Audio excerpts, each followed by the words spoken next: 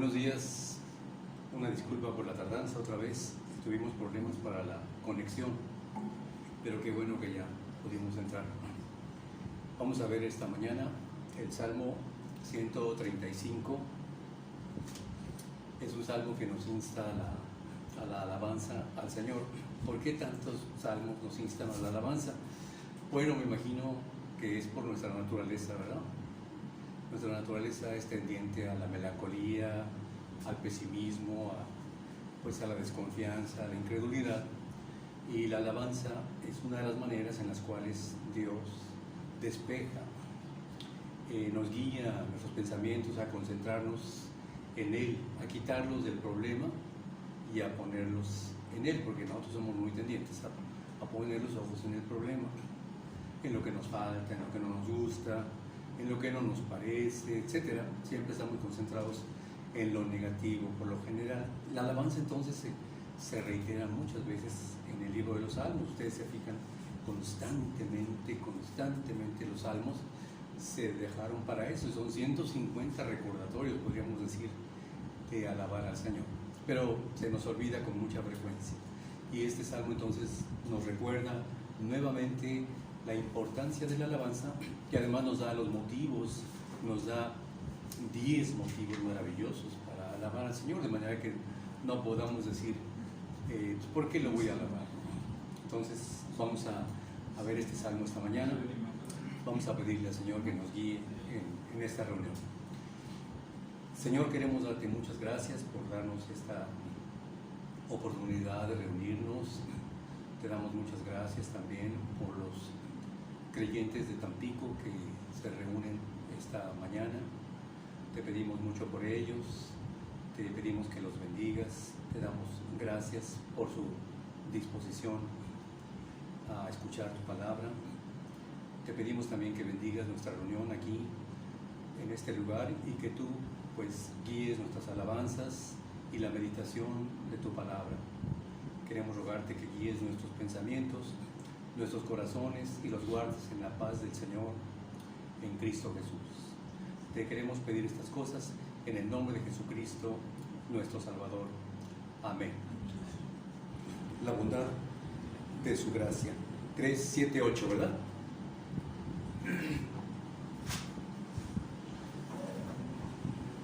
Ese número para nosotros es el 812. El que está puesto.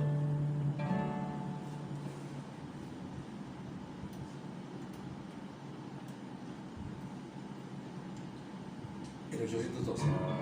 Ese número. Si estás débil y angustiado, si estás en temor y ansiedad, ven y cree, ven y apropia la bondad y plenitud de la gracia de Dios. Su gracia es sorprendente, vivifica mi ser.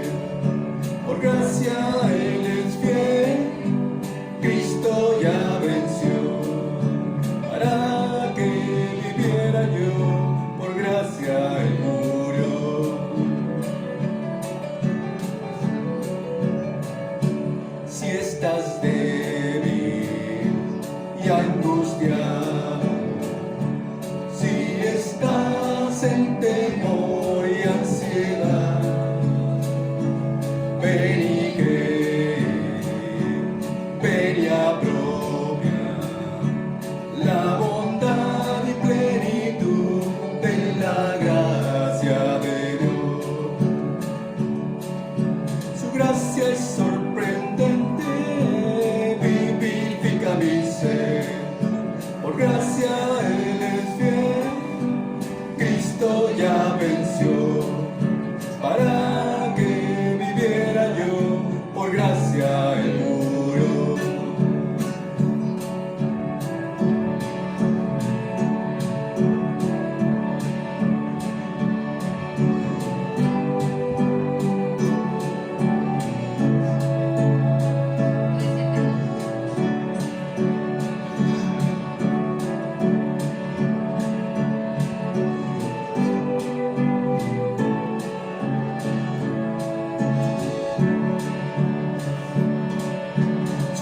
Si es sorprendente, vivifica mi ser.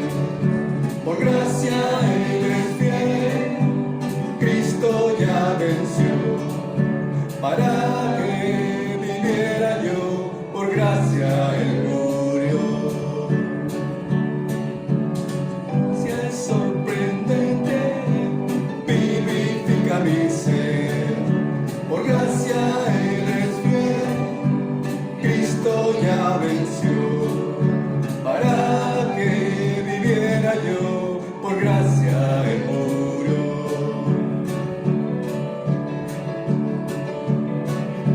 Si estás débil y angustiado, si estás en temor y ansiedad, ven y cree, ven y apropia la bondad y plenitud de la gracia de Dios.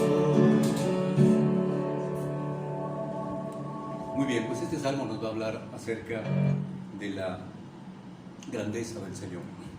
Pero no solo eso, sino que grandeza en sus obras y además grandeza en lo que respecta a nosotros, porque es algo muy importante, ¿no? Precisamente al contemplar la grandeza del Señor en estas circunstancias, pues se exalta todavía más su amor por nosotros. Mucha gente dice, bueno, ¿cómo sabemos? Sí, cambiamos el cassette, ¿cómo sabemos que Dios es bueno? ¿Cómo sabemos que es benigno? Muchas personas tienen el concepto de que Dios es malo, pero no, la palabra de Dios aquí específicamente dice que Dios es bueno, que Dios es benigno y ha mostrado su amor para con nosotros en que siendo aún pecadores, Cristo murió por nosotros. Vamos a cantar entonces el canto que se llama El Dios que adoramos, que es el 341 de nuestros corarios. El Dios que adoramos.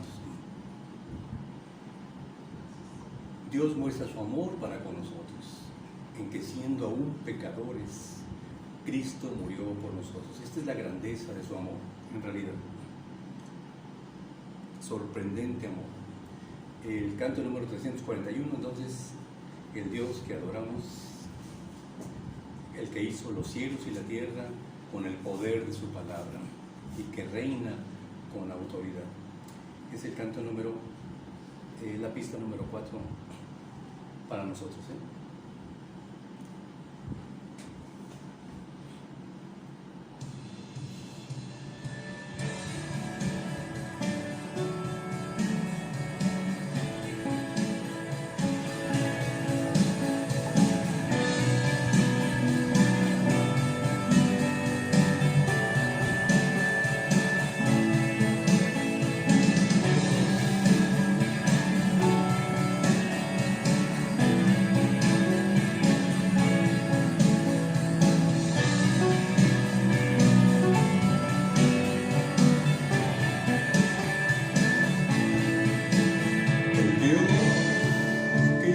Cielos y la tierra con el poder de su palabra y reina con autoridad.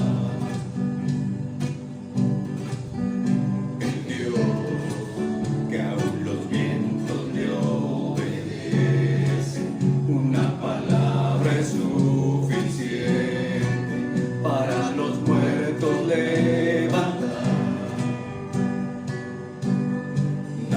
Es como Él, oh gran yo soy, tú eres el Dios que adoramos, todopoderoso y soberano, grande en misericordia y poder para salvar. Tú eres el Dios que adoramos, quien derrotó la muerte y el pecado, glorioso Redentor y Rey, te adoramos.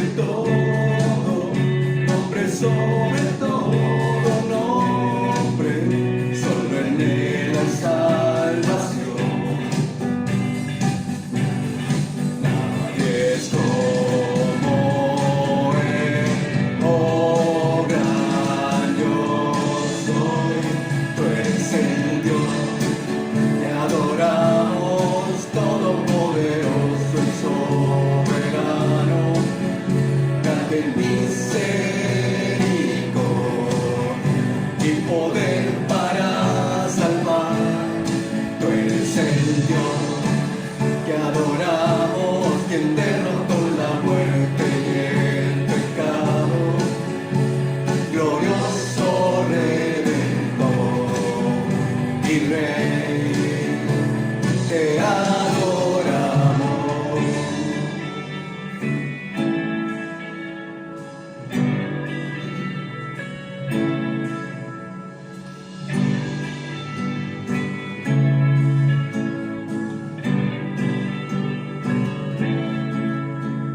Él sea la gloria y el poder, tú eres de él y para él, a él sea la gloria y el poder, todo es de él y para él.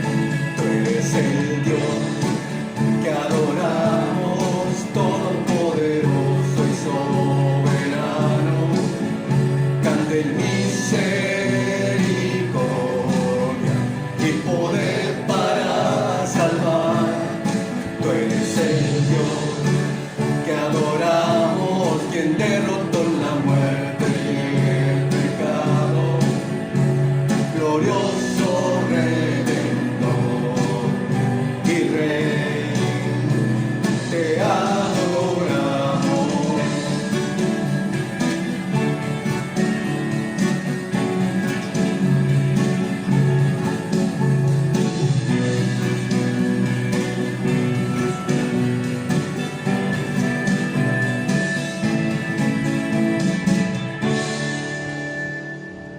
Muy bien, pues este canto es maravilloso en realidad, el Dios que adoramos, sobre todo porque aquí se contrasta con los ídolos de las naciones, dice así el Salmo, los ídolos de las naciones que son tan comunes comparados con el Dios único y verdadero. Vamos a cantar entonces el canto que nos dice que estamos reunidos en su nombre, que es muy importante que nos reunamos en forma colectiva, que no lo hagamos en forma individual. Ya ven ustedes que es muy tendiente nuestra costumbre a estar aislados, a estar solos, a estar con nuestra fe muy individual. Decimos, yo aquí me comunico con el Señor y aquí oigo el mensaje, etcétera. ¿No? Pues nos ponemos a pensar en que una fe individualista y no olvidamos la importancia de reunirnos como creyentes en forma colectiva. La adoración colectiva es algo que Dios estableció, porque a través de ello diríamos que nos vemos unos a los otros, nos monitoreamos, podría decir de esa forma. No es que nos estemos juzgando unos a los otros, pero sí nos cuidamos unos a los otros. Vemos por qué no ha venido fulano de tal, nos preguntamos qué ha pasado con Mengano, qué ocurrió, ¿verdad? Nos damos cuenta de las debilidades, nos damos cuenta del ejemplo, del modelo de un creyente o bien de sus áreas débiles. Todo eso nos ayuda a nosotros a impulsarnos y apoyarnos en oración, a exhortarnos con amor unos a los otros. Por eso es muy importante la reunión. Vamos a cantar el canto número 77, que se llama La misma fe. Y esto nos dice cómo, siendo tan diferentes unos de otros, nos une el Señor, la fe en el Señor Jesucristo, la fe que nos ha justificado. Entonces, por eso cantamos la misma fe, el mismo amor. Nos une hoy. Es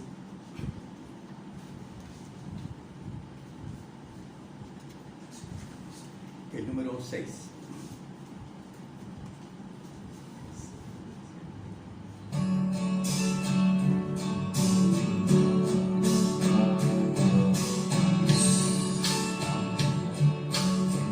Tu amor, el mismo Espíritu nos une hoy, y Señor, para adorarte como siempre.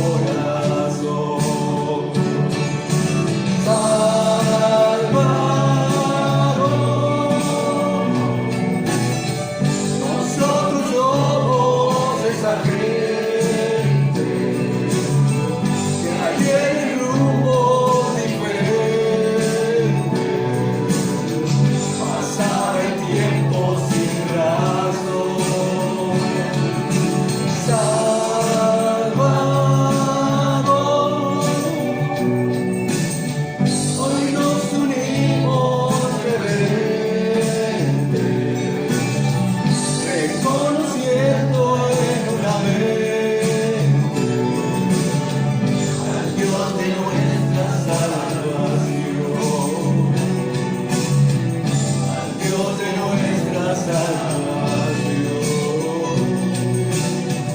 al Dios de nuestra salvación.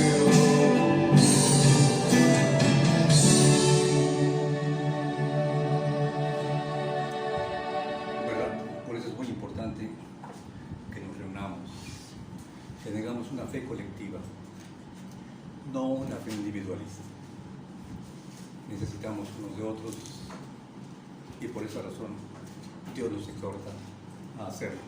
Vamos a pasar nuestras Biblias al Salmo 135.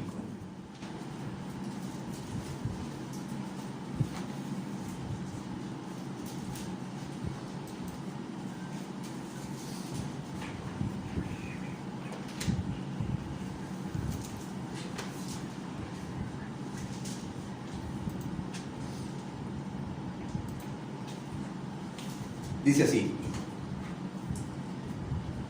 alabad el nombre de Jehová, alabadle, siervos de Jehová, los que estáis en la casa de Jehová, en los atrios de la casa de nuestro Dios.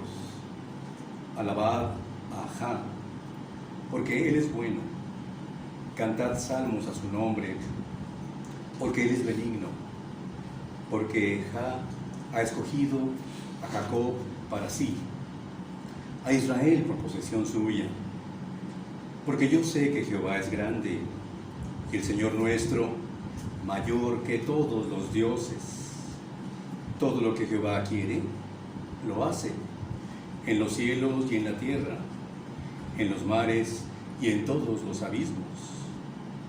Hace subir las nubes de los extremos de la tierra, hace los relámpagos para la lluvia, saca de sus depósitos los vientos. Él es quien hizo morir a los primogénitos de Egipto, desde el hombre hasta la bestia. Envió señales y prodigios en medio de ti, oh Egipto, contra Faraón y contra todos sus siervos. Destruyó a muchas naciones y mató a reyes poderosos, a Sehón, rey amorreo, a Og, rey de Basán, y a todos los reyes de Canaán, y dio la tierra de ellos en heredad a Israel su pueblo. Oh Jehová, eterno es tu nombre, tu memoria, oh Jehová, de generación en generación. Porque Jehová juzgará a su pueblo y se compadecerá de sus siervos. Los ídolos de las naciones son plata y oro, obra de manos de hombres. Tienen boca y no hablan, tienen ojos y no ven, tienen orejas y no oyen, tampoco hay aliento en sus bocas. Semejante a ellos son los que los hacen, y todos los que en ellos confían. Casa de Israel, bendecida a Jehová. Casa de Aarón, bendecida a Jehová. Casa de Leví, bendecida a Jehová. Los que teméis a Jehová, bendecida a Jehová. Desde Sión sea bendecido Jehová, quien mora en Jerusalén. Aleluya. Es un salmo entonces de grande alegría, porque es aleluya, ¿no? Que significa alabado sea el Señor. Muchos salmos contienen esa expresión, aleluya, gracias Señor, alabado sea tu nombre, que es de lo que nos dice este salmo. Así que vemos que en este salmo se nos dan varios motivos de alabanza, pero lo primero que se hace es una convocación a alabar al Señor. Dice el salmo, el versículo 1, alabad el nombre de Jehová, alabadle, siervos de Jehová. Es lo que nos dice el versículo 1, ¿no? La repetida exhortación entonces a alabar al Señor es desde luego por nuestra tendencia a la inconformidad, la tendencia a no estar de acuerdo, la tendencia a estar inconformes con la vida, con todo lo que nos ocurre a nuestro alrededor, ¿verdad? Estamos con mucha frecuencia inconformes. Es por eso que la alabanza es una exhortación aquí, porque los seres humanos estamos constantemente melancólicos, ¿verdad? Con mucha frecuencia, en medio de las distracciones de esta vida, estamos inmersos en ellas y por lo tanto se nos exhorta a alabar al Señor por causa de la gran tristeza que constantemente invade nuestros corazones por X o Y cosas, ¿no? ¿Te has fijado que por cualquier cosa? a veces cosas insignificantes, empieza uno a preocuparse, empieza uno a estar quebrantado por aquello, que realmente viéndolo en forma, en perspectiva, pues ¿qué tan importante es eso, no? Tendremos que entonces darnos cuenta que los factores que inhiben la alabanza generalmente son las preocupaciones, los desafíos diarios, las ansiedades que pueden distraer la mente y hacer que nos enfoquemos en lo malo generalmente, en lo negativo, en lo que no nos gusta, y eso nos lleva generalmente al desánimo, a la desesperanza, y muchas veces nos lleva a compararnos. Nos comparamos con otras personas que para nosotros son más exitosos, son mejores, más prósperos, les ha ido bien. Nos comparamos con ellos, nos evaluamos a nosotros mismos en forma negativa, y eso nos hace llevar a la desesperanza y a sentimientos de, no de alabanza, de queja.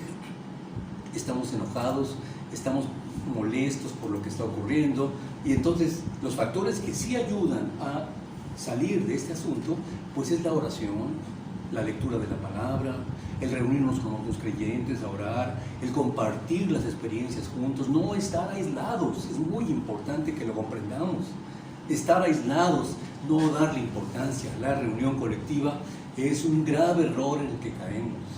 Le damos prioridad a otras cosas y nos centramos en nuestros problemas, en resolver lo que a nosotros nos interesa primero, y olvidamos de reunirnos con los creyentes. Bueno, lo tomamos como algo insignificante o secundario, pero es importante que alabemos su nombre, como aquí dice: alaben siervos de Jehová el nombre del Señor.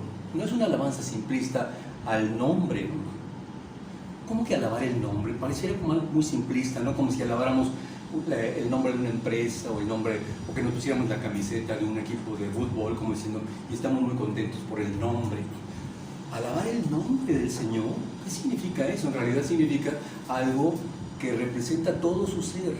Alabar el nombre del Señor en la Biblia representa todos sus atributos, sus características como persona, lo que Él es para nosotros, lo que Él ha hecho a nuestro favor. Todo eso es alabar su nombre, y se clasifica todos esos atributos en la palabra su nombre. Pero no necesariamente, como hay algunos, ¿verdad?, que dicen, nosotros somos siervos de su nombre. No sé si hayan oído algunos que dicen, somos los verdaderos siervos del nombre de Dios. No, porque en realidad no nos llama el Señor a una adoración simplista a su mero nombre, sino a que nos concentremos en Él y que pongamos nuestros ojos en Él y en sus atributos, porque no nos jactamos de nuestro nombre. Nosotros diríamos, ustedes se dan cuenta que hay muchas denominaciones en este mundo, ¿no? ¿Por qué hay tantas denominaciones? Si solo hay un Salvador y solo hay un camino que nos lleva al Padre, ¿por qué hay tantas, pero tantas impresionantes denominaciones? ¿De dónde proviene todo eso?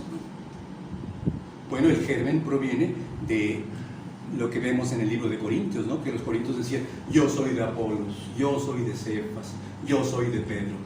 En estas circunstancias las personas se identifican con un cierto énfasis de la doctrina, lo agarran como bandera, y entonces dicen, nosotros somos tal denominación porque tales características tenemos. Entonces la persona se pierde y se diluye el propósito, que es alabar el nombre del Señor, porque ahora entonces las personas están identificadas con el nombre de la organización religiosa. Nosotros somos de tal y tal, pero ¿cómo se les llamó a los cristianos desde por primera vez en Hechos capítulo 11, 26? Se les llamó cristianos por primera vez en Antioquía, y dice la Biblia que no es porque ellos se llamaran a sí mismos cristianos, sino que la gente les puso el nombre, son los cristianos. ¿Por qué? Porque hablaban de Cristo. Entonces no estamos identificados con un nombre, ¿verdad? O tenemos que tener un nombre, ponernos un nombre para que digamos, ahora sí estamos bien. No, porque al mencionar el nombre del Señor, el salmista está llamando a gloriarnos en Él, no a gloriarnos en una denominación humana o una organización religiosa. No, eso distrae por completo del Señor.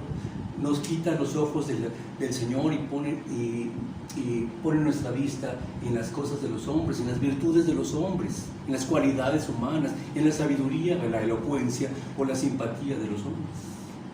Y entonces la palabra de Dios nos dice aquí que nos gloriemos en el Señor, que es un acto de reconocimiento de su grandeza y que nosotros enfoquemos nuestra atención a Él.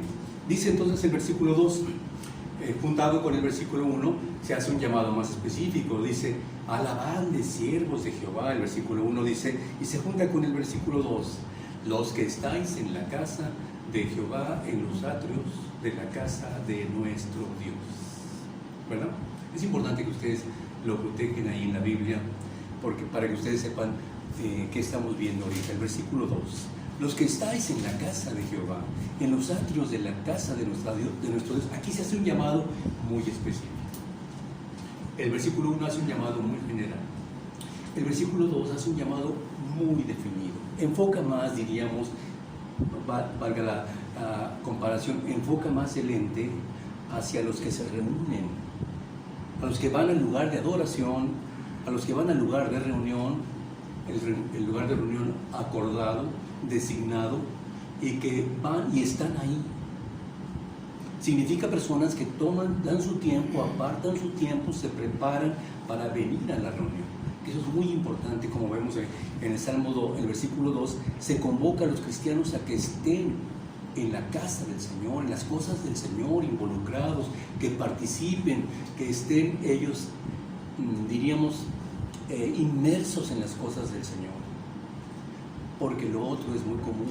Uno pinta la línea y dice, pues yo como por aquí, yo por acá, mientras no, yo aquí cómodamente.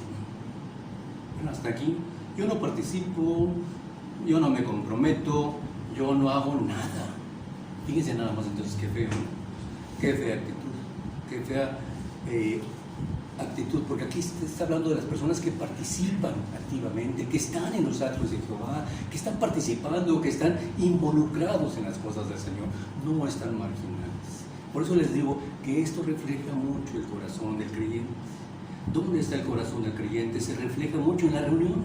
Simplemente al ver a los creyentes cómo se comportan en la reunión, te das cuenta de dónde está su corazón, te das cuenta qué es lo prioritario para ellos, te das cuenta de dónde tienen su mente y su alma, y te das cuenta también que no es del Señor, no están en las cosas del Señor, están en otras cosas.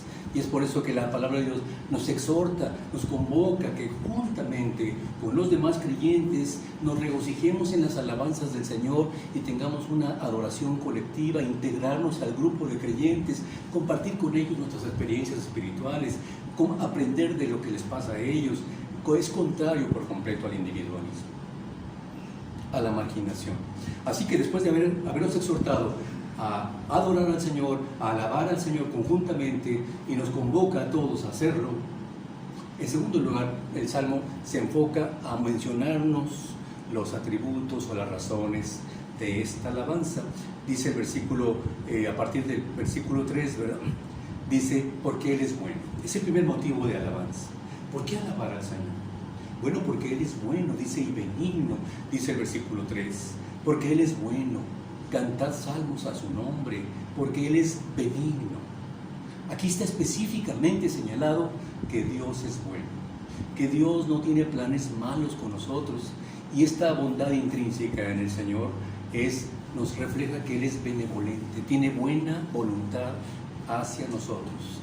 Y muchas de las razones por las cuales las personas piensan que Dios es malo es porque agarran ciertos versículos fuera de contexto, fuera del significado general, y los interpretan como diciendo, mira, qué malo es Dios por haber hecho esto. Oye, espera, te estás malinterpretando, estás torciendo las escrituras, te estás centrando en cosas fuera de contexto. Por eso lleva a la gente a malos entendidos y a ideas distorsionadas de como si Dios fuera malo. Sabemos que Dios es justo. Por eso aquí dice el Salmo, cántenle salmos porque Él es benigno. Y eso significa que Él es bueno, que Él tiene una buena disposición hacia nosotros, que no nos va a dar cosas negativas para nuestras vidas. Dice la Biblia que Él es el Padre de las luces. En Santiago 1, 17 y 18 dice, toda buena dádiva, todo don perfecto desciende de lo alto del Padre de las luces, en el cual no hay mudanza ni sombra de variación. Bueno, ¿y por qué pasan cosas malas? Bueno, vivimos en un mundo, dice el Señor Jesucristo, en el mundo ustedes van a tener aflicción, pero confíen, yo he vencido al mundo. Pero él se le llama el padre de las luces y nos demuestra aquí que el sol y que la luna son unos ejemplos de su bondad hacia nosotros por habernos provisto el sol y habernos provisto la luna, que son tan indispensables para nuestra vida. Dice, y en él no hay mudanza ni sombra de variación, así como la luna, ¿verdad?, que tiene varias facetas, ¿no? Le dicen a la persona, oye, es una persona lunática porque tiene facetas, ¿no? De repente un día está bien contento, de repente está más o menos medio, después está bien triste, pero bien, luego otra vez se empieza a reanimar y otra vez está bien contento. Eso es, diríamos, multifacético. O el sol, ¿verdad?, que se pone y sale, que para nosotros se pone y sale, diríamos es variable. Dice, Dios no cambia, es siempre el mismo, sus propósitos para nosotros son buenos, es el Padre de las luces, nos dice la Biblia, y sobre todo porque Él nos ilumina en la verdad. Por eso vemos que el Señor aquí nos exhorta a alabarle porque Él es bueno. En segundo lugar, nos exhorta a alabarle como motivo de alabanza. En el versículo 4 dice, porque ha escogido a Jacob para sí y a Israel por posesión suya. Podríamos decir, bueno, ¿y eso a mí que me afecta?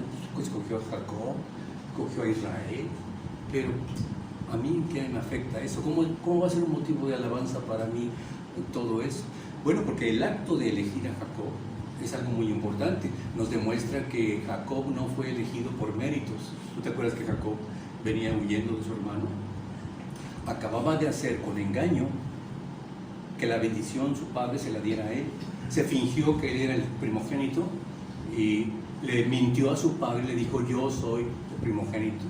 Le mintió, le engañó, y el padre, como ya estaba ciego, ya no veía, le dio la bendición de la primogenitura a Jacob. Entonces, cuando se enteró su hermano, dijo, lo voy a matar, ya que muera mi padre, voy a matar a mi hermano. Entonces, cuando Jacob se enteró de esas intenciones, salió huyendo y fue y se refugió, diríamos, fue caminando hasta donde podía, ¿verdad?, hasta el cansancio, y estuvo entonces tan cansado que tuvo que detenerse en la mitad del camino, el sueño lo había rendido, el cansancio, y entonces empezó a soñar. Y soñó una escalera que venía desde el cielo hasta la tierra. Y venía entonces, dice que ángeles de Dios subían y descendían sobre la escalera. Y entonces Dios le dijo, yo soy el Dios de tu padre Abraham. A tu descendencia daré esta tierra, y en tu simiente serán benditas todas las naciones de la tierra. Dios en ese momento se estaba revelando a Jacob, diciéndole, sin méritos de parte de él, porque él era venía en los momentos de más indignidad.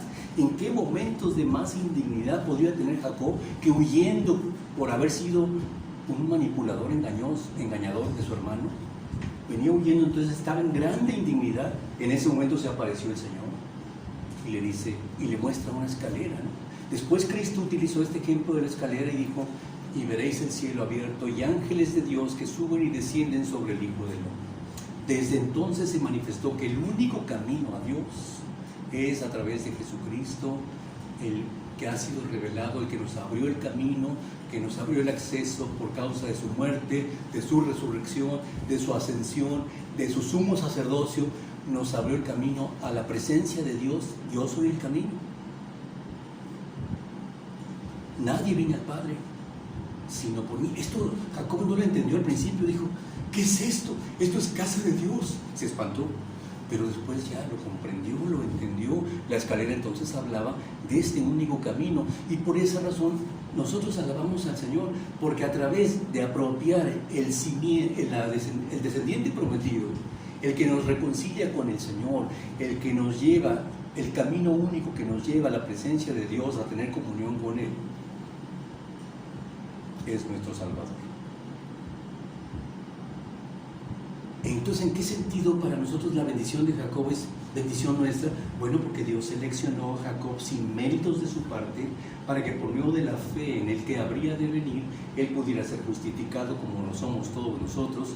Y además, Dios escogió a Jacob y a su descendencia para que a través de ellos viniera el Mesías, el Salvador, y a través de ellos vinieran las Escrituras. Todos los judíos, los profetas son judíos, los apóstoles judíos, La Escritura nos ha sido otorgada a nosotros porque ha sido custodiada celosamente por la descendencia de Jacob. Entonces, ¿en qué forma me beneficia a mí que Dios haya elegido a Jacob? Bueno, mucho, porque a través de ellos me llegó la bendición.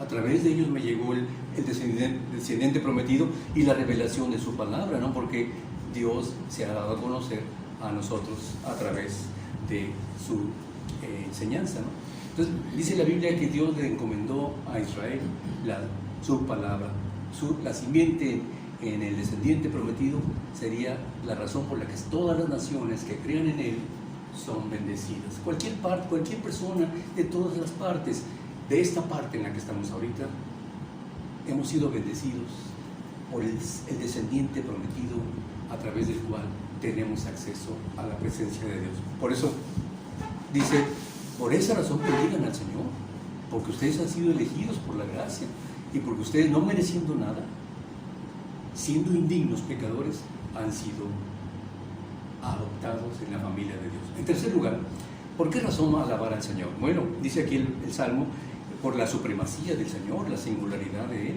Ven ustedes el versículo 5, dice, porque yo sé que Jehová es grande y el Señor nuestro mayor que todos los dioses. Al principio nosotros decimos, oye, este salmo está raro, ¿no? Porque parece como que el salmista está creyendo en otros dioses. Claro, no los está poniendo al mismo nivel que Dios, pero dice, Él es mayor que todos los dioses. Nos da la impresión como que Él está creyendo en otros dioses. Oye, como que los otros dioses también no son tan magníficos, pero los reconoce Él. ¿Quiere decir que cree en otros dioses? No, ¿verdad? Nos estamos demostrando con estas palabras la supremacía, la singularidad del único Dios verdadero. Porque sabemos que la gente que llamó Dios, como Abraham y Sara, eran idólatras cuando Dios los llamó.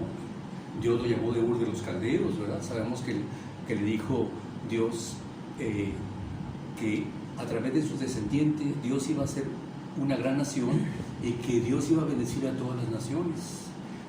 Abraham entonces creyó en el que habría de venir, que iba a venir de sus lomos, según él lo entendió, alguien que iba a bendecir a todas las naciones.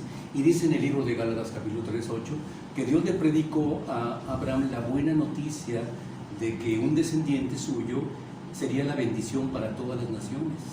En ese momento él, suponemos que creyó en Cristo, porque él puso la vista en el Señor. Y dice en Juan 8:56, el Señor Jesucristo, Abraham se regocijó de que habría de ver mi día, y lo vio y se regocijó. Y la gente dijo, ¿cuándo has visto a Abraham? Bueno, porque Jesucristo nunca ha dejado de existir, siempre ha existido. Pero Abraham creyó en el que habría de venir, en el día que habría de venir, aceptó por la fe el mismo mensaje que tú y yo aceptamos, que es que somos bendecidos por el descendiente prometido. Entonces ellos eran idólatras, pero en el momento en que se convirtió Abraham, dejó su idolatría. Entonces David no está, o el salmista no está diciéndonos, todos los dioses son de menos nivel que el nuestro, pero el nuestro es el máximo. No, está barriendo por completo todos los demás dioses, todos los dioses que han invocado todas las naciones, y está demostrando la supremacía y singularidad del único Dios verdadero, al cual ellos desde el principio conocieron por medio de Abraham. Por eso vemos entonces que la referencia a los dioses es para que no haya confusión.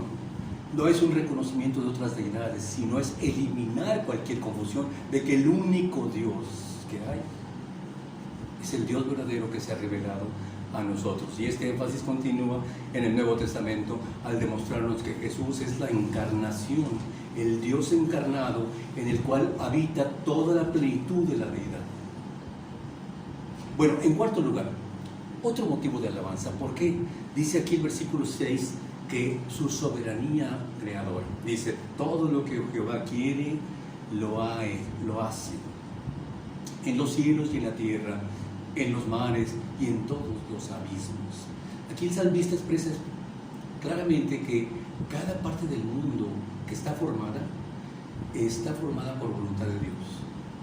Todo lo hizo conforme a su voluntad, todo conforme a su propósito, su intención. Nada absolutamente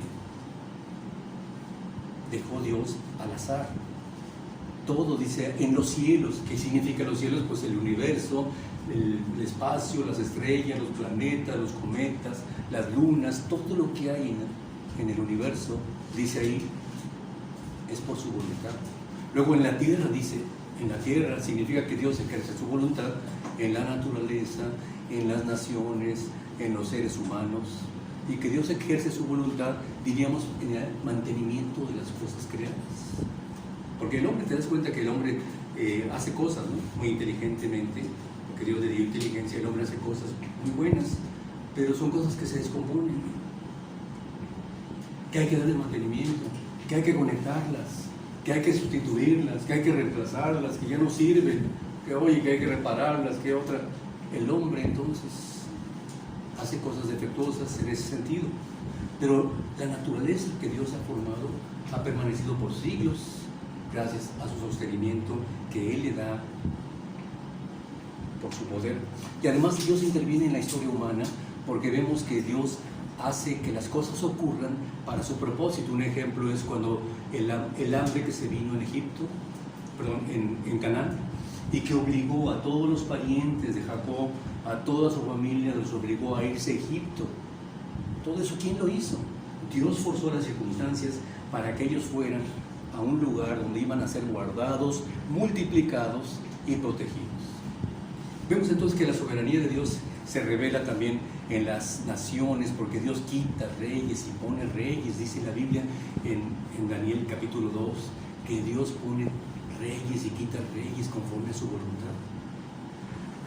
Y dice también que en los mares Dios manifiesta su soberanía, incluso todas las criaturas en el marinas, toda la autoridad sobre los océanos, todo depende de Él. Incluso entonces aquellas cosas que parecen caóticas, en todos los abismos, dice ahí el versículo. ¿Qué significa? Que son aquellas partes inexplorables, donde el hombre no puede llegar. ¿Se acuerdan ustedes que hace un tiempo se murieron varias personas tratando de llegar a cierta profundidad? Ellos iban perfectamente, diríamos, armados, pero no pudieron llegar más allá porque su nave explotó. Hay cosas, hay profundidades y hay abismos donde el hombre no puede llegar. Dice la Biblia que todo eso está bajo control, subrayando que no hay ningún lugar o aspecto del universo que esté fuera de su control. Es por eso que vemos que nosotros debemos tomar en cuenta que el Dios que hizo el mundo, que todas las cosas que hizo en él, siendo Señor de toda la tierra, pues no lo vamos a meter en un templo, ni que es honrado por manos humanas como si necesitase de algo. Él es quien da vida y aliento y todas las cosas a los hombres, y de una sola sangre, es decir, de Adán y Eva, ha hecho todo el linaje de los hombres, dice en Hechos 17, para que habiten sobre toda la faz de la tierra, y les ha prefijado el orden de los tiempos y los límites de su habitación, para que busquen a Dios, por si quizás de alguna manera, palpando, puedan hallar. ¿Qué propósito entonces tiene Dios con todo esto? Que el hombre busque a Dios, palpando, es decir, investigando, preguntando, averiguando, que lo busque, que lo conozca. Qué maravilla entonces para nosotros es conocer al Dios verdadero. En quinto lugar, otro motivo para alabarle, su poder sobre la creación. No es solamente su voluntad sobre la creación, sino su poder, porque dice el versículo 7, ¿no? Hace subir las nubes de los extremos de la tierra, hace los relámpagos para la lluvia, saca de sus depósitos los vientos. Primero vemos que hace subir las nubes de los extremos de la tierra, y esto significa cómo Dios junta las nubes. Aquello que vemos aquí tan despejado, Dios lo junta, lo establece, diríamos, para que caiga la lluvia. Hace subir las nubes de los extremos de la tierra, nos dice este versículo. Luego dice que hace los relámpagos para la lluvia. Empiezan los truenos, empiezan los relámpagos, y sabemos que se viene la lluvia. Después viene el ventarrón, sabemos claramente que se viene la lluvia. Dios utiliza estos elementos para proveernos de algo muy importante, que es el agua, el suministro de agua, y dice que saca de sus depósitos los vientos. Es decir, como que si de repente los vientos estuvieran escondidos en un almacén y que Dios abre suelta los depósitos y viene de todo el ventarrón, junta las nubes, vienen los relámpagos y cae la lluvia. Todo eso, este sistema no lo puede hacer el hombre. El hombre no tiene capacidad para hacer llover o para detener la lluvia o para impedirla. Todo esto el hombre depende exclusivamente de la misericordia y la soberanía de Dios. Pero la gente dice, no, pues todo eso ocurre por fenómenos naturales, ¿no? Fenómenos naturales, sin intervención de Dios, ¿no? Por fenómenos químicos, leyes físicas y leyes químicas, ¿no? No razona uno así con todas las demás cosas, ¿no? Tú ves una computadora y no razonas, bueno, todo esto se llevó a cabo por medio de procesos químicos y físicos, ¿no? ¿Verdad? Sería como decir que pasó un tornado en un centro de chatarra y que armó como dice alguien, un Boeing 747. Oye, ¿cómo puedes tú decir que las fuerzas, no le vamos a dar gracias a Dios, ¿no? Señor, te damos gracias, leyes físicas y leyes químicas, por habernos dado este mundo tan hermoso, ¿verdad? Jamás vamos a hacer eso. Las leyes físicas. Entonces, uno no razona así, en realidad, con todo lo demás, lo razona uno así porque dice, quiere la persona negar a Dios. No les parece tomar en cuenta a Dios, se envanecen en sus razonamientos, su necio corazón es entenebrecido y empiezan a elucubrar pensamientos y argumentos y explicaciones de cómo se originó la vida, de cómo venimos a este mundo, de cómo ocurrieron todas las cosas, que el propósito aquí es distorsionar lo que ya ha sido revelado. Por eso dice Romanos 1, detienen con injusticia la verdad, interpretando y distorsionando hechos evidentes revelados en la complejidad de la creación. La Biblia entonces es veraz al decirnos que el hombre, por voluntad deliberada, decide desconocer a Dios y se pone a confiar en sus argumentos y explicaciones de cómo vinieron a existir todas las cosas. Por rebelión, dice, porque no les pareció tomar en cuenta a Dios, no quisieron darle gloria al Señor, no quisieron darle gracias. Entonces, por eso nos dice aquí que veamos la creación como otro motivo de alabanza. En sexto lugar, otro motivo de alabanza es la liberación de Egipto. Dice el versículo 8, Él es quien hizo morir a los primogénitos de Egipto. Y luego dice, desde el hombre hasta la bestia. Aquí se menciona un motivo de alabanza que es la autoridad de Dios sobre la potencia mundial de entonces. Una potencia mundial que es Egipto, ¿no? La liberación tan imposible que se veía de que un grupo, una multitud de esclavos al servicio de Faraón y de los egipcios pudieran ser dejados ir a otro país. Era imposible, no había manera de que Faraón cediera y le costó, diríamos, mucho sufrimiento a Egipto, mucho dolor, porque se obstinó. Dice el versículo 9 que envió señales y prodigios en medio de ti, oh Egipto. ¿Te fijas que se dirige personalmente el Señor a Egipto? Como para que Egipto recuerde y ponga en atención el poder del Señor contra Faraón y contra todos sus siervos, porque Dios envió varias plagas, ¿no? Los piojos, las pulgas, las moscas, las ranas, la sarna maligna, las tinieblas, muchas plagas, pero la última plaga fue la definitiva.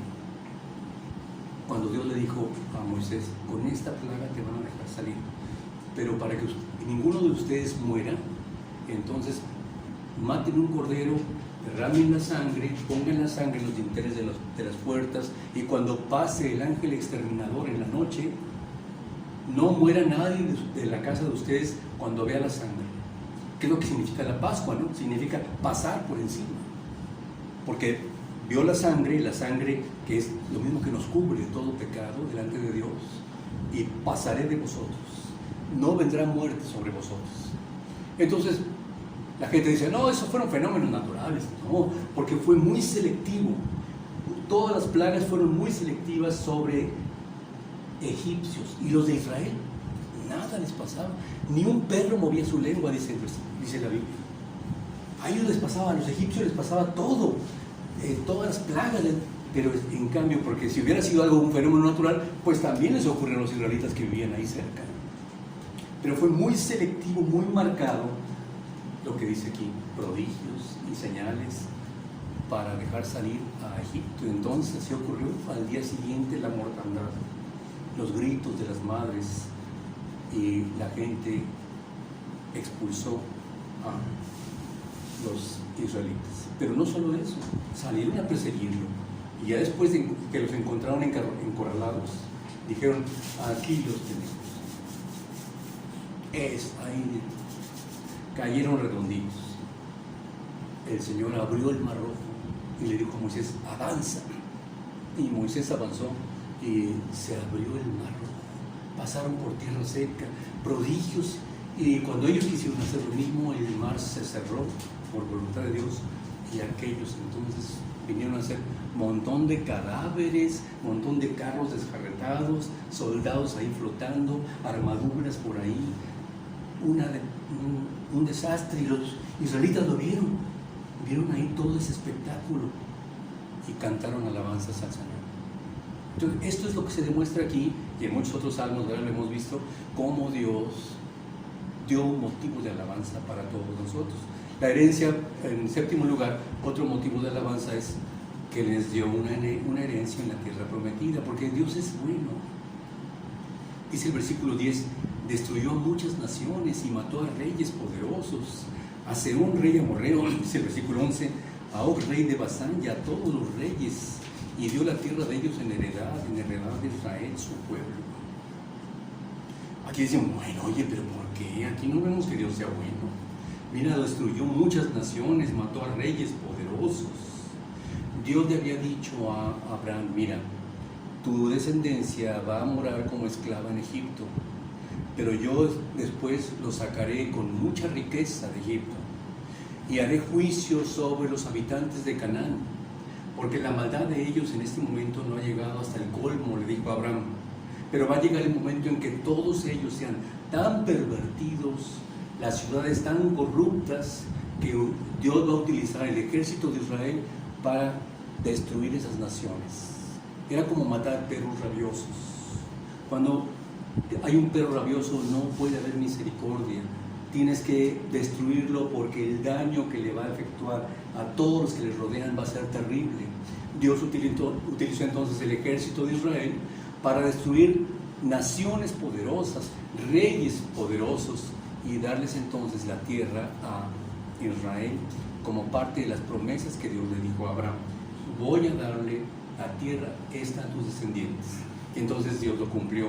Y el Salmo 135 menciona específicamente dos reyes poderosos, ¿no? Uno de ellos es Sehón y el otro es Og, rey de Basán, que era un hombre gigante. Eran personas muy altas realmente, y normalmente los israelitas son chaparritos, ¿no? Normalmente no nos hemos caracterizado como, son medianos, ¿no?, diríamos, pero aquellos eran hombres muy altos. Y dice: destruyó reyes poderosos. Y dice la Biblia que destruyeron como 31 reyes en Josué 12:24. Dio la tierra de ellos en heredad, dice el versículo 2. Fíjate qué bonito, ¿no? Porque no les dio, diríamos, algo desértico. Ellos llegaron a casas que habían sido habitadas, llegaron a terrenos que habían sido cultivados, llegaron a bosques que habían sido cuidados. Todo se los dio Dios en bandeja de plata. Les dio ciudades y la infraestructura ya establecida como parte de su bondad hacia los suyos. ¿Por qué razón entonces Dios actuó de esa manera? Por fidelidad, porque Dios cumple lo que promete. Es por esa razón que se describe aquí como motivo de alabanza, porque Dios ha sido bueno, ¿no? Ha sido bondadoso, porque ha sido generoso, porque nos ha dado todo lo que necesitamos, y lo que no necesita, lo que no tenemos, podemos pedirlo, podemos clamar al Señor, suplicarle hasta que Él, por su misericordia, nos conceda nuestra petición, si es algo realmente que queremos, ¿no? Si no lo queremos, pues está como los niños, ¿no? ¿Me vas a llevar el helado? Quiero un helado. No puedo ahorita. Bueno, ¿a poco así queda el hijo? No, el hijo que realmente quiere algo lo pide y lo vuelve a pedir y lo vuelve a insistir. Bueno, si tú necesitas algo, pide al Señor, clama a Él, suplícale, insiste hasta que Él conceda tu petición o te guíe conforme a su voluntad. En octavo lugar, ¿qué otra cosa menciona aquí el Salmo? Bueno, su eternidad. Otro motivo de oración, de alabanza, es su eternidad. En el versículo 13, Jehová eterno es tu nombre, tu memoria, oh Jehová, de generación en generación. Se contrasta entonces la permanencia del Señor con las generaciones que van y que vienen. Generación va, generación viene. ¿Verdad? Los que eran jóvenes se volvieron ya viejos, los que son viejos ya están prontos para morir. ¿Verdad? Viene otra generación, surge y nace niños, jóvenes, adultos o viejos, otra vez lo mismo, mueren a morir, pasan y pasan, y Dios siempre permanece. Es eterno, dice tu nombre.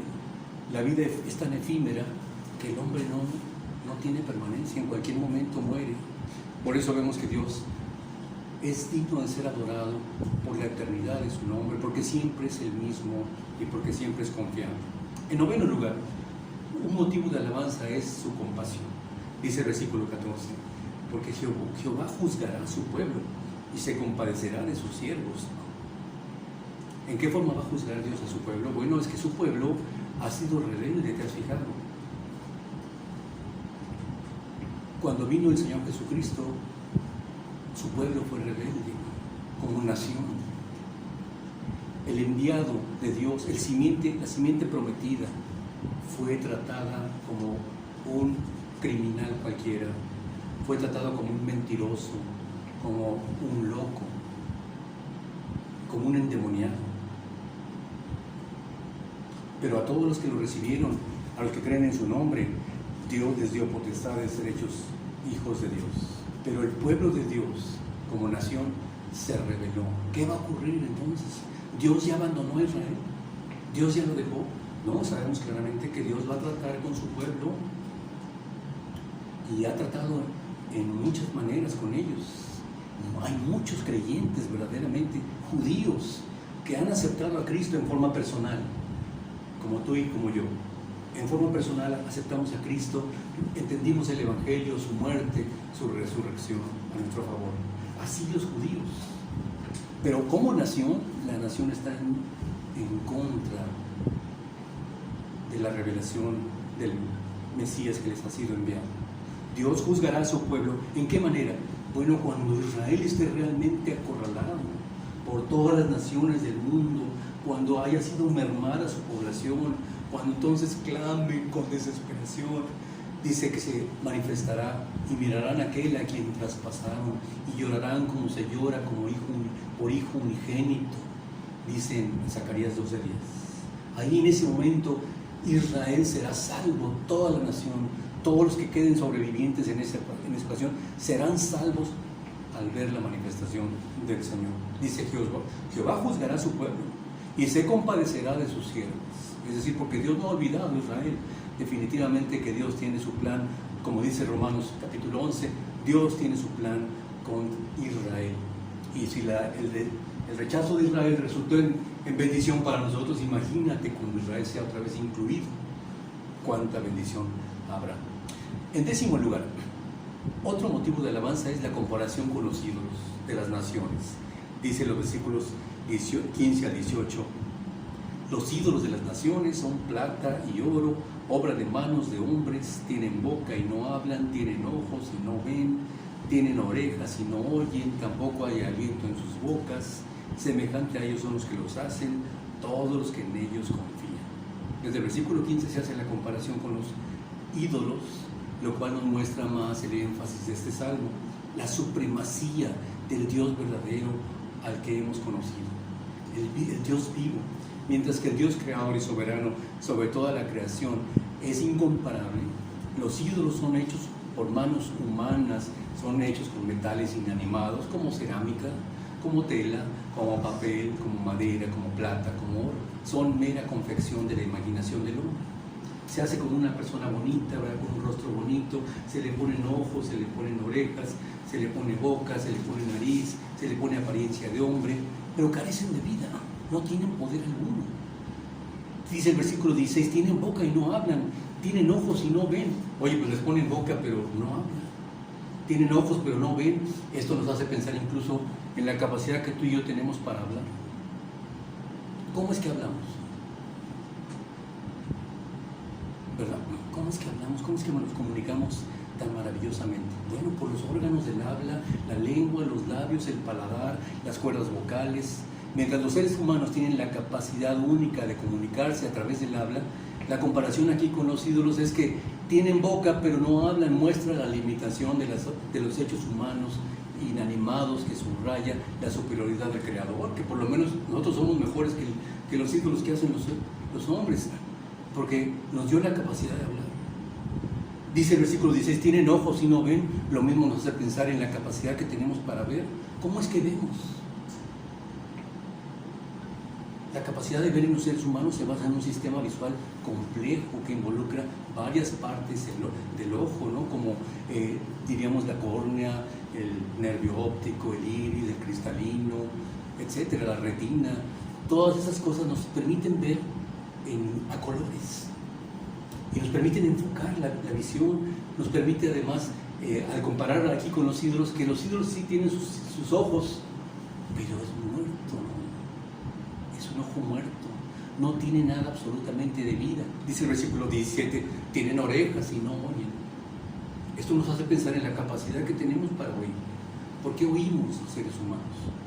Bueno, es maravillosa la capacidad de oír, ¿no? El oído externo, ¿verdad? Que viene siendo, luego tiene forma de cono, algo así como un conito, ¿verdad? Para que el ruido perfectamente entre. Luego tiene una membrana ahí que se llama el tímpano, que vibra y que hace mover 2 huesitos o 3 huesitos, y uno de ellos es el huesito más pequeño que hay, que se llama el estribo, que es algo así como una semilla de ajonjolí. Y otra vez que fuimos al doctor, le dije, oiga doctor, ¿es verdad que el hueso más chico tiene 3 milímetros? Todavía es más chico, me dice. Le digo, ¿así? Sí, 2,65. Bueno, no estaba tan lejos. Le digo, porque fíjese que la otra vez estaba yo pensando en que, mire, te lo voy a mostrar. Y sacó una prótesis del hueso más pequeño que hay en nuestro cuerpo, que es el estribo. Es una cosita. Dice, mire, esto tiene que requerir una operación muy especializada para que la persona pueda volver a oír. Entonces son cantidad de órganos perfectamente coordinados que nos permiten escuchar y hablar. La falta de funcionalidad entre estos ídolos se compara aquí incluso con nosotros, ¿no? Que no tienen orejas pero no oyen. ¿Cómo entonces que el hombre inteligente? ¿Cómo? A ver, el hombre es inteligente, es racional, es un hombre pensante. ¿Cómo se imagina que ese ídolo le va a ayudar? Yo me acuerdo cuando yo era idólatra, ¿verdad? Yo iba con mi estampita de mi ídolo y la sobaba. Por favor, que yo pase el examen, te lo ruego. Yo sobaba mi estampita, te suplico que yo pase el examen. Por cierto que reprobé. Pero yo clamaba, ¿no? Sobaba a mi ídolo, ayúdame en estos problemas. Y yo me pregunto, ¿cómo es posible que una persona inteligente y racional crea que un pedazo de papel, que un pedazo de metal, que un pedazo de cerámica con ojos pintados pueda ayudarle? ¿Cómo? ¿En dónde está el razonamiento del hombre? No te lo puedes explicar. Son creencias que se han transmitido, bueno, porque nuestros padres nos lo enseñaron, ¿no? Teníamos que ir a nuestra religión. Nuestros padres nos enseñaron eso y nos lo impusieron. Y nosotros íbamos, pues sí, creíamos, y nuestros padres invocaban a eso. Y nosotros lo hicimos por imitación. Y no cuestionamos nunca, no nos pusimos a pensar, oye, esto es pura cerámica, esto es puro papel, esto es pura tela pintada, ¿cómo es posible? No nos pusimos a cuestionar. Al contrario, teníamos miedo de cuestionar. Te va a maldecir el ídolo, ¿eh? Te va a maldecir si te pones a cuestionar. Yo no quiero cambiar de religión porque me va a destruir mi ídolo. Oye, espérate, pero es un metal muerto, no tiene vida. ¿Dónde quedó el razonamiento del hombre? Bueno, porque el hombre se guía por las emociones, se guía por las experiencias que él inventó y le atribuye al metal, al papel, a la tela, a la cerámica, le atribuye un poder engañoso. La Biblia nos dice que esa actividad de demonios que engañan a las personas. Por eso el razonamiento se pierde, ¿no? Y nos parece increíble todo esto. Nos preguntamos, ¿cómo es posible, ¿no?, que el hombre tan racional, inteligente, no se da cuenta del engaño? No, ¿verdad? Dice el Señor, conoceréis la verdad y la verdad os hará libres. Es cuando conocemos al Señor, cuando esa máscara que traíamos en nuestro corazón se quita y podemos conocer la verdad. Por eso dice el versículo 18, semejantes a ellos son los que los hacen y todos los que en ellos confían. Es muy directo, ¿verdad? El salmista. ¿A qué se refiere? A que son vanidad, y todos los que los hacen y todos los que en ellos confían se vuelven vanos.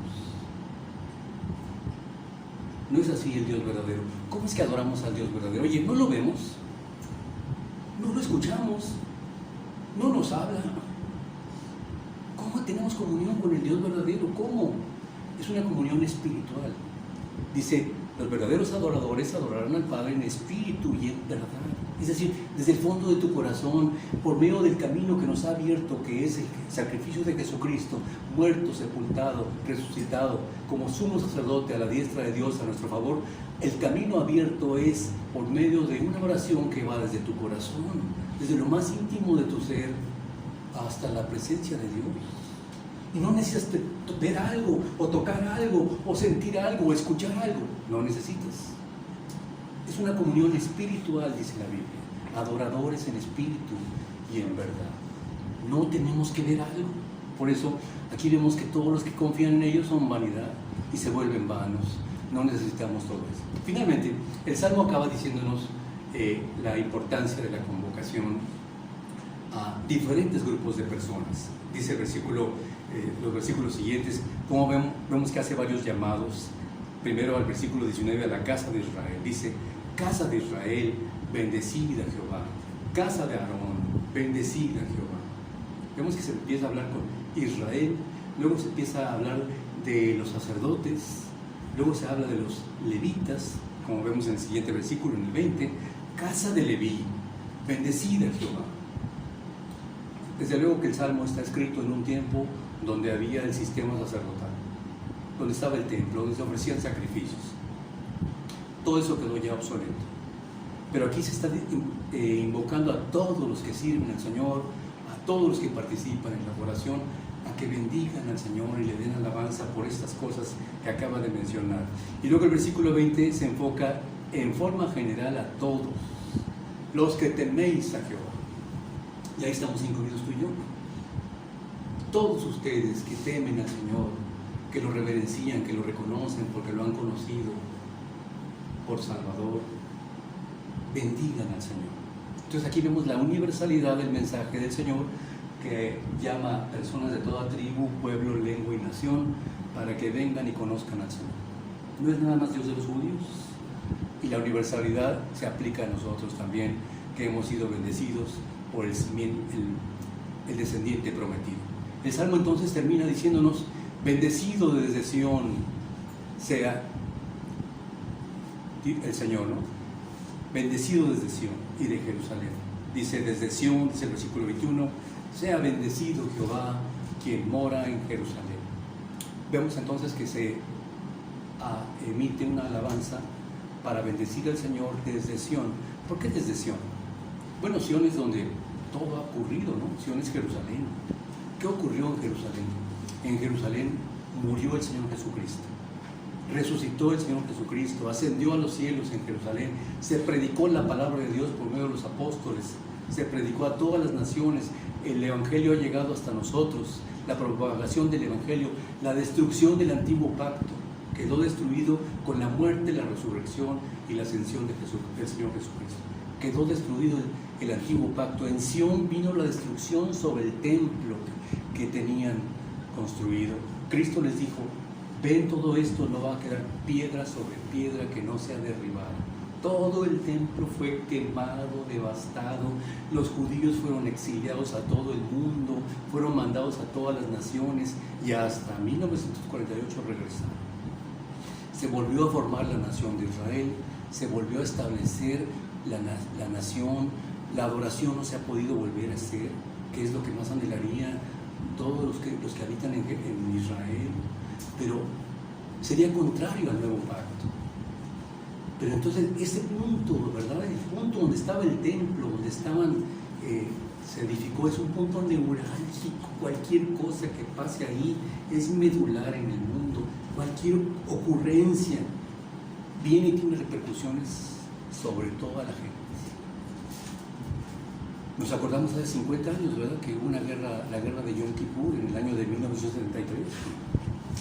Trajo efectos muy tremendos contra todas las naciones. Empezaron a subir los precios del petróleo de una manera exorbitante.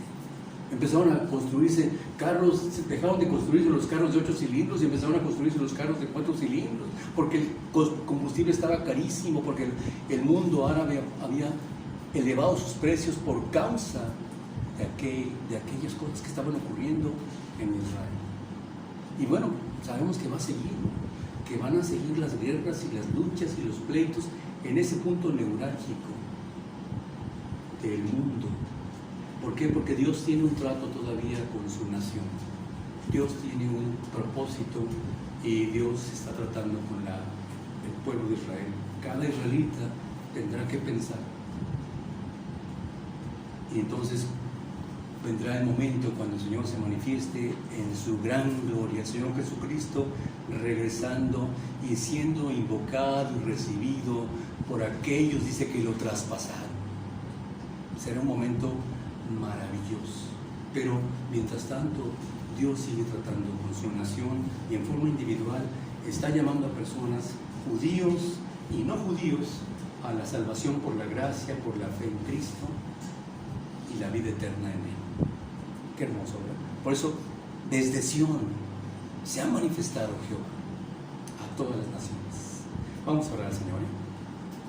Te damos muchas gracias, Padre Celestial, por este salmo que nos convoca a la alabanza y nos da los motivos por los cuales alabar tu nombre. Señor, pues tú sabes que con mucha frecuencia el corazón se llena de amargura, de tristeza.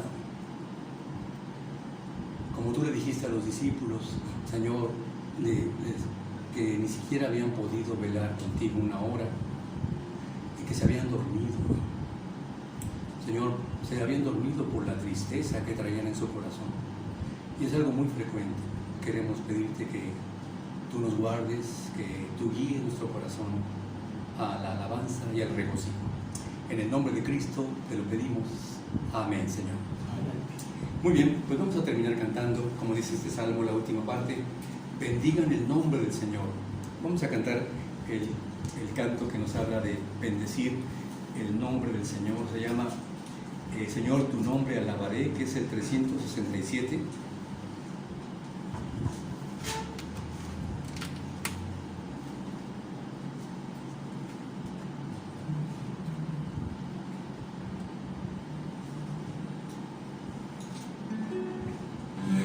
Es el número 1 para nosotros, ¿eh?